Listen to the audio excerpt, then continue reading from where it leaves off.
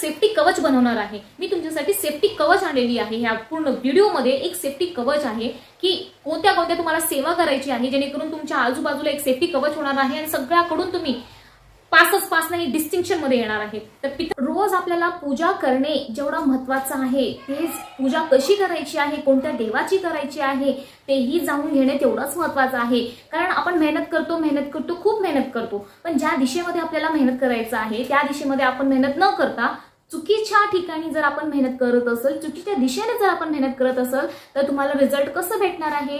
नाही भेटणार। तुम्ही कितीही मेहनत करा, नाही भेटणार आहे ते। त्याच्यामुळे ते पूजा कशी करायची आहे, कोणत्या देवाची करायची आहे हे जाणून घेणं तेवढंच महत्त्वाचं आहे। त्यामुळे आपण या व्हिडिओमध्ये तेच जाणून घेणार आहे की सर्वप्रथम जे आपण रोजची पूजा करतो त्यामध्ये कोणत्या देवांना आपल्याला स्मरण करायचं आहे, नामस्मरण करायचं आहे, कोणत्या देवाची पूजा करायची आहे ते बघूया।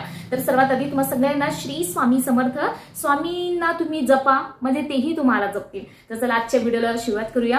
तर हे बघा, आपण रोज जे पूजा करत असतो तर काही जण काय करतात की आपले देवघरातले जे देव वगैरे आहेत, आता तेही कित्येक जणांचं तर देवघरातली मांडणी सुद्धा व्यवस्थित नसते। म्हणजे जसं मनुष्याची जाती आहे, जसं मनुष्यांचा एक क्रम असतो त्या पद्धतीने देवांचाही क्रम असतो। म्हणजे पहिल्या पायऱ्यावरती कोणते देव असणार आहे, दुसऱ्या पायऱ्यावरती कोणते देव असणार आहे, तिसऱ्यावरती कोणते असणार आहे। ही दुसरी सेवा आहे ती आहे दुर्गा सप्तशती। याचा आपल्याला दोन अध्याय आपल्याला रोज वाचायचा आहे, जेणेकरून आपण आपल्या रोज कुळदेवीची सेवा आपल्या हातून घडणार आहे। तर पहिला कुंकुमार्चन आणि त्यानंतर 2 अध्याय रोज आपल्याला दुर्गा सप्तशतीचं वाचायचं आहे। तिसरा जर तुमच्याकडे वेळ असेल तर तुम्ही ते करा। काय करायचं, 99 मंत्र ओम ऐम ह्रीम क्लीम चामुंडाय विच्चे याची एक माळ आपल्याला जप करायची आहे। काहीच वेळ लागत नाही। आता तुम्ही ऐकत आहे म्हणून तुम्हाला तसं वाटत आहे, पण तुम्ही जेव्हा करायला बसणार अर्धा तासामध्ये सगळ्या सेवा होऊन जाणार आहे तुमच्या। अर्धा किंवा पाऊण तासामध्ये सगळ्या सेवा होऊन जाणार आहेत एवढे।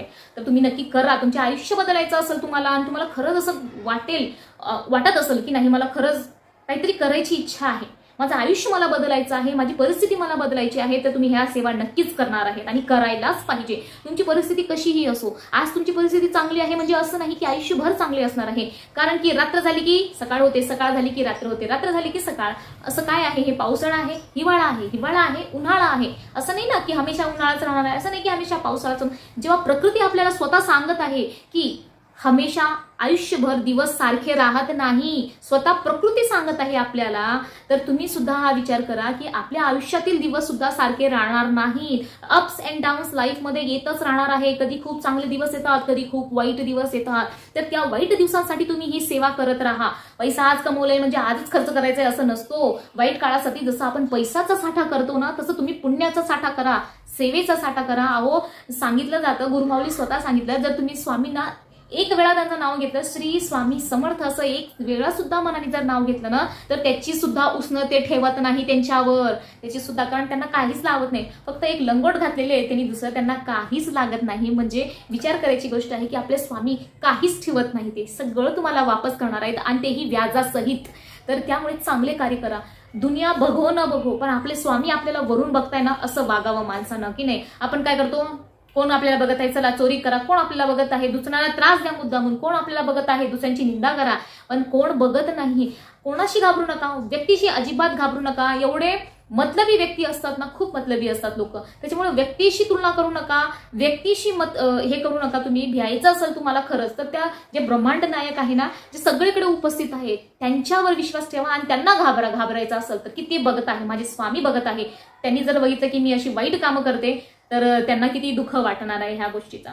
तर तुम्ही जर तुमची बाजू जर बरोबर आहे, तुम्ही जर बरोबर असाल तर तुम्ही हक्काने स्वामीशी भांडण करू शकता। पण अजिबात भांडण करा सुद्धा, हो ते आपले देव आहेत, आपले आई वडील आहेत, त्यांच्याशी तुम्ही हक्काने मागा, तुम्हाला काय मागायचंय, पण त्यांना जसं आवडतं तसं वागून दाखवावे आधी, त्यानंतर मग मागावे असं आहे।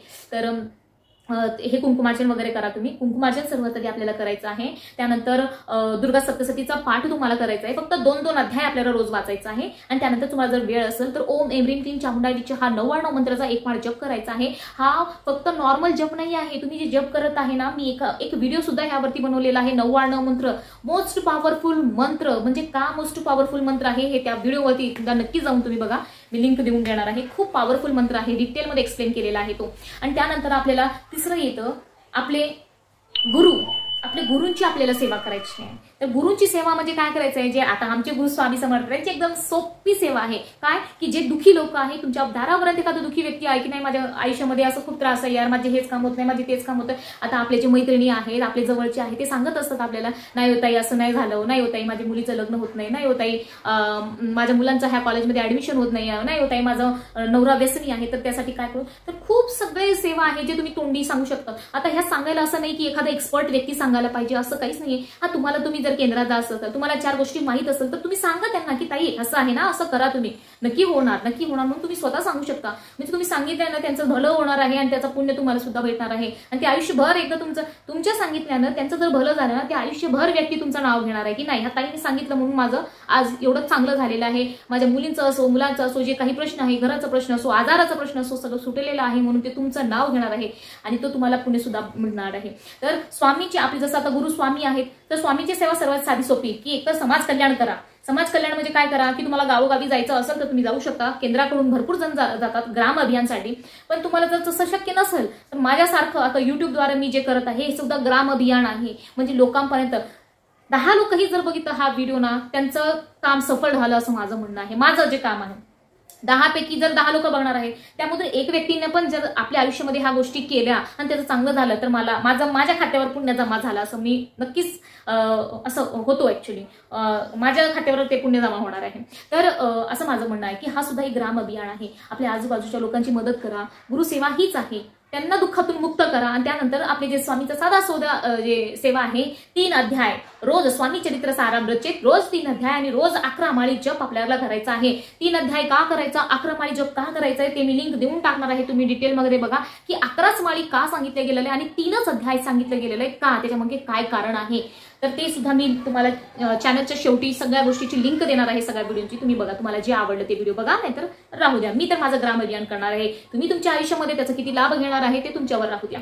आणि त्यानंतर आपली आता स्वामीची सेवा झाली, आपण पित्रांची बघितली, कुलदेवतांची बघितली, स्वामींची यांची आपले जे गुरु आहेत. कारण गुरु गोविंद गहू खडे काके लागू पाय बलिहारी गुरु आपणे गोविंद दियो बताय. म्हणजे स्वतः देव सांगतात की माझ्या आधी तू गुरुची सेवा कर. कारण देव फक्त एकदा आयुष्य देतो, पण तो आयुष्य बदलण्याचा जी क्षमता आहे, ते आयुष्य आपली कशी बदलायची आहे, आपलं नसीब कसं बदलायचं आहे, हे नशीब बदलायची क्षमता कोणामध्ये जर असेल ते आपल्या गुरुमध्ये आहे. कारण गुरु जसं दिशा दाखवणार आहे तसं आपण जाणार आहे आणि तसं आपलं आयुष्य घडणार आहे. म्हणजे गुरुमध्ये एवढं देवाने दिलेलं आयुष्य जर बदलण्याचं, देवाने दिलेलं आयुष्य, देवाने दिलेलं आपलं जे नशीब आहे तो बदलण्याची क्षमता जर कोणात असेल तर ते गुरुमध्ये आहे. त्यामुळे गुरुना आधी महत्व दिलेलं आहे, म्हणून आपण गुरुची सेवा केली. त्यानंतर आपले इष्टदेव. आता इष्टदेव म्हणजे काय आहे, जसं तुमचे धर्म आहे, वेगळे वेगळे धर्म आहे, त्या धर्माचे कोणते ना कोणते देव असतात. आता माझा धर्म लिंगायत धर्म आहे, मी लिंगायत धर्मची आहे. तर माझे जे इष्टदेव आहेत ते माझे ओम नमः शिवाय म्हणजे आपले भोळे शंकर आमचे इष्टदेव आहेत.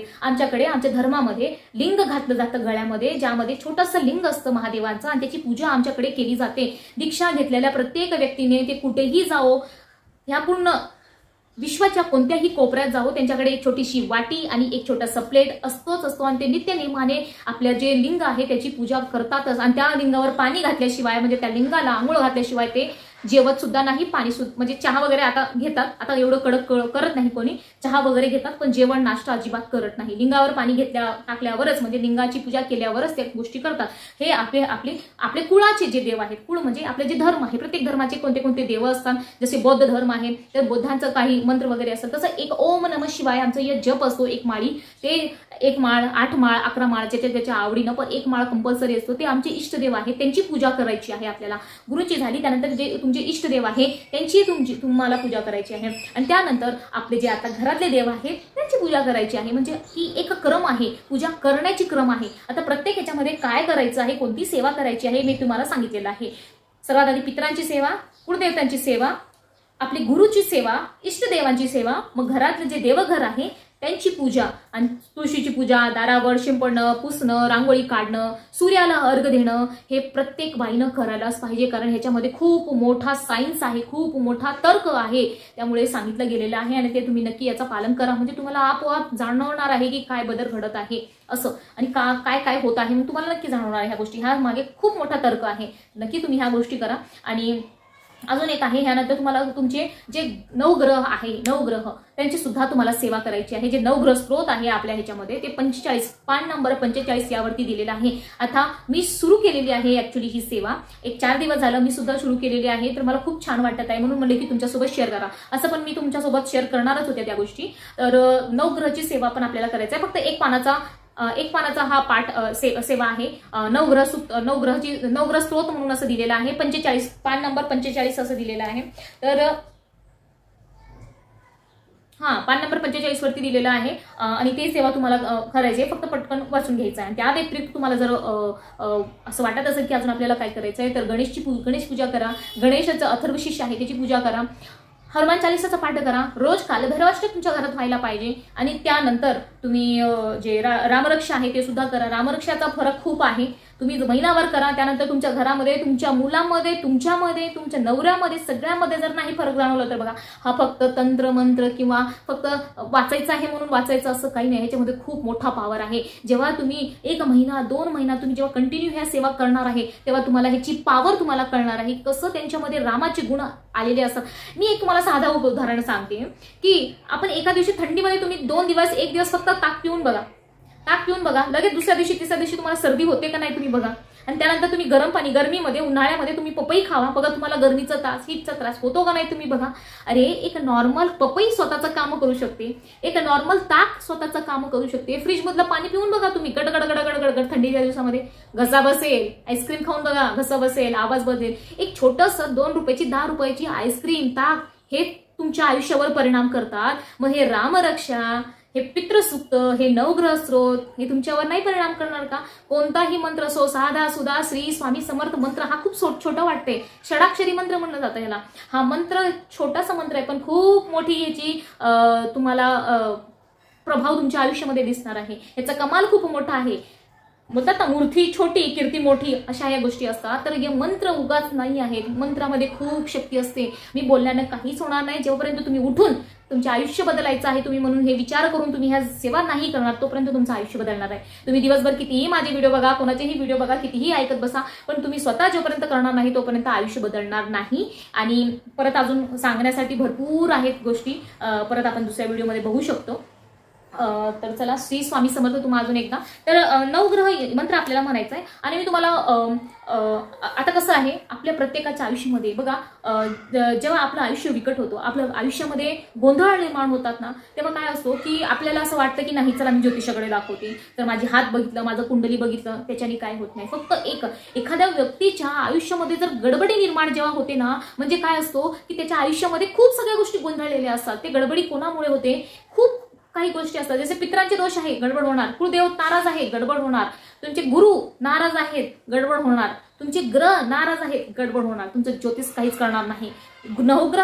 ग्रह जे आहेत आपले ते नाराज असतील तर ते गडबड होणार आहे. त्यानंतर तुमचं वास्तू खराब आहे, ते गडबड होणार आहे. म्हणजे असं आपण नाही विचार करू की आपण फक्त वास्तू नीट केलं तर सगळ्या गोष्टी होतात, असं नसतो. सगळ्या गोष्टी आपल्याकडे असतात. आपल्या तुम्ही वास्तू भरपूर एकदम खूप छान केलेला आहे तरी तुमच्या आयुष्यामध्ये त्रास आहे. पितरांचा कोप असतं, सगळ्या देवांचा कोप असतो, कुलदेवतांचा कोप असतो, नवग्रहांचा कोप असतो.